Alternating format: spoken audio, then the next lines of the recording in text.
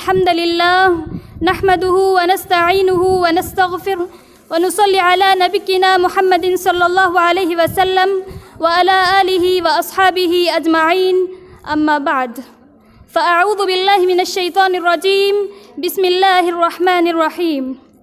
يا أيها الذين آمنوا اجتنبوا كثيرا من الظن إن بعض الظن إثم ولا تجسسوا ولا يغتب بعضكم بعضا أيحب أحدكم أن يأكل لحم أخيه ميتا فكرهتموه واتقوا الله إن الله تواب رحيم. رئيسة الحفلة المباركة وأساتذة المحفلة والمجتمعات، أريد أن ألقي أمامكن كلمات وجيزة حول الموضوع ذم الغيبة والنميمة في ضوء الكتاب والسنة.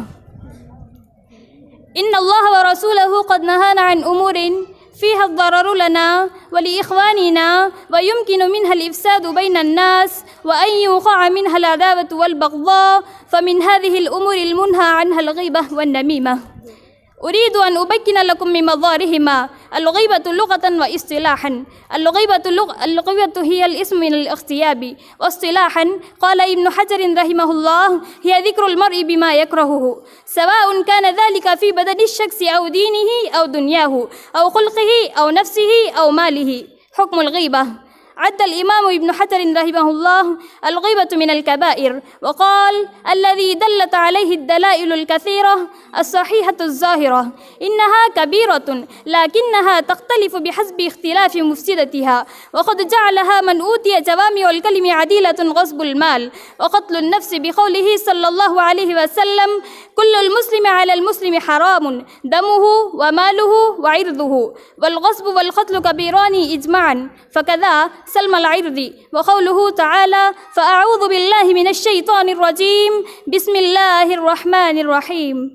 يا أيها الذين آمنوا اجتنبوا كثيرا من الظن إن بعض الظن إثم ولا تجسسوا ولا يغتب بعضكم بعضا أيحب أحدكم أن يأكل لحم أخيه ميتا فكرهتموه واتقوا الله إن الله تواب رحيم. سورة الحجرات رقم الآية 12.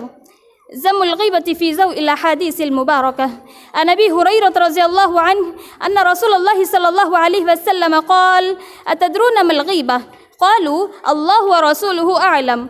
قال: ذكرك أخاك بما يكره. قيل: أفرأيت إن كان في أخي ما تقول؟ قال: إن كان فيه ما تقول فقد اغتبته، وإن لم يكن فيه فقد بهته. مسلم كتاب البر والصلة. قال الجرجاني رحمه الله: النمام هو الذي يتحدث مع القوم فينم عليهم فيكشف ما يكره كشفه، سواء كرهه المنقول عنه أو المنقول إليه أو الثالث. الفرق بين الغيبة والنميمة: الغيبة كما سمي هي التكلم خلف إنسان مستور بما هو فيه مما يكرهه، أما النميمة فهي نقل كلام صادر عن الغير بنية الإفساد، وعلى ذلك تكون الغيبة صادرة عن المغتاب في الأصل، أما النميمة فهي نقل كلام صادر عن الغير. ومن الفرق أيضا إن الغيبة قد تباه أو تجب في بعض الأحيان لغرض شرعي، أما النميمة فلم ينقل جواز إباحتها أحد من الغيبة، ما يكون بالقلب بأن تظن السوء بأخيك وتضمم بقلبك، أما النميمة فلا تكون إلا باللسان أو ما يحل محله في الكشف عن السوءات من كتابة أو رمز أو إيماء. يا إخواني وأخواتي في الله، النميمة من الكبائر وهي حرام بإجماع المسلمين، وقد تظاهرت على تحريمها الدلائل الشرعية من الكتاب والسنة. قد أجاب عما يوهم إنها من الصغائر، وهو قوله صلى الله عليه وسلم: وما يعذبان في كبير. الآيات الواردة في ذم النميمة في ضوء الكتاب والسنة.